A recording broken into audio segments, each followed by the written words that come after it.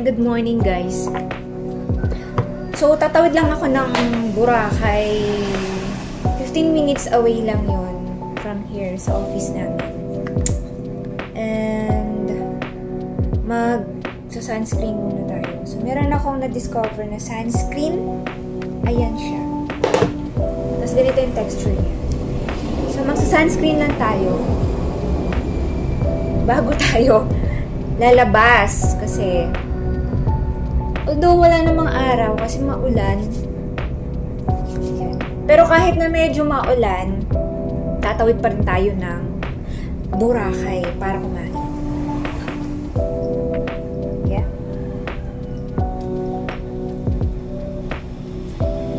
So, ito yung sunscreen na na-discover ko, guys. Ang perfect nito kasi wala siyang amoy. Tapos, ano siya, para siyang gel, water-based gel siya, parang ganun yung texture niya. Napaka-light niya. Tapos, masarap siya sa balat. Hindi siya ganun ka malagkit. Ayan. Tapos, wala siyang white cast na usually problema talaga ng mga gumagamit ng ganitong sunscreen. So, ano pa ba? Ready naman na ako lip tint lang din ako. Kasi baka mga salubot tayo ng apang doon daw. Joke.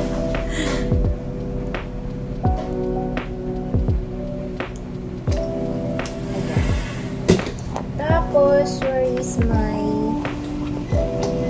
ito, syempre magpa-powder lang tayo ng konting-konti lang. Para lang mag-lock yung ating sunscreen na nilagay. Ayan. Para hindi naman masyado. Tapos ganito lang talaga ang itsura kung pupunta doon.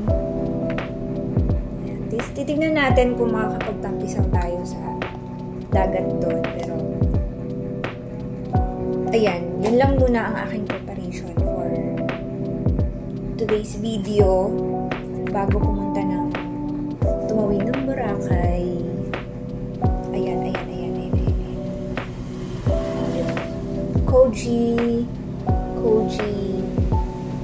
88. Lalagyan natin yan dito sa aking bag. Para may bitbit tayong pang sunboard na. Umaraw man o umulan. At before anything else, magpapabango tayo guys. Ayan. Yung pabango na yan ay MG Collection. Galing yan sa aking brand din na MG Collection. So, ito ay inspired by Jo Malone Nectar. Ganito lang yung kinuha ko kasi para very handy siya. Tapos dito lang sa hair.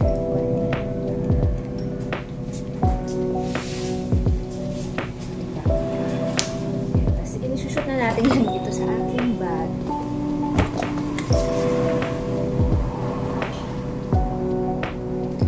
Okay, so yan lang.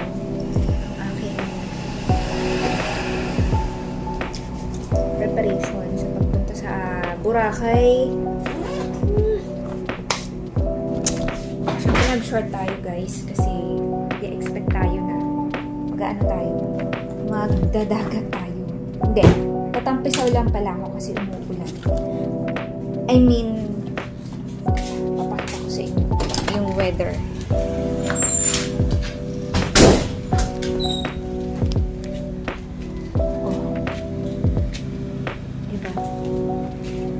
Ano siya, makulimlim. So, maglalakad lang tayo ngayon guys. Papunta doon sa port.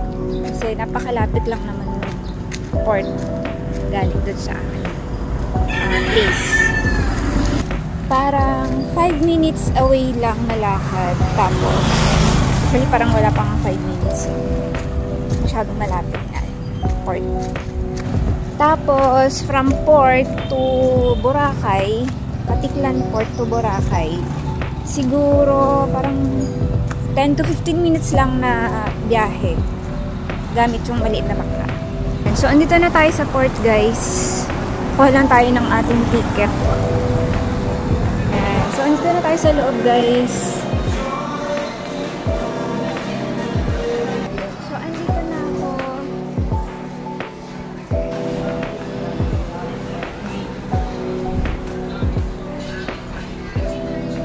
MB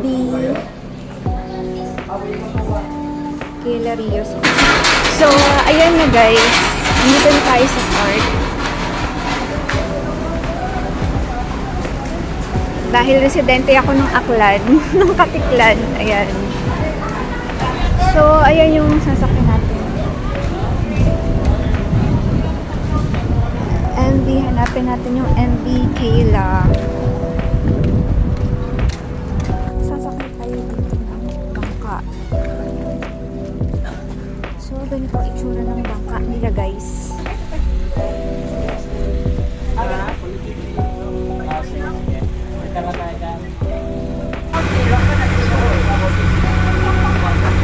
Ayan. So, andito na tayo sa Boracay, guys. Lahanap tayo makakainan. Actually, Jollibee lang ang gusto. Ayan. So, sasakay tayo ng trike nila. Dito na tayo sa Boracay, guys. So, lalabas tayo doon. Kahanap tayo ng tricycle. Ayan, sasakay tayo sa tricycle nila. Kuya, Jollibee lang ako. Dahil, ayan, crave ako sa Jollibee. Jollibee tayo dito sa Boracay.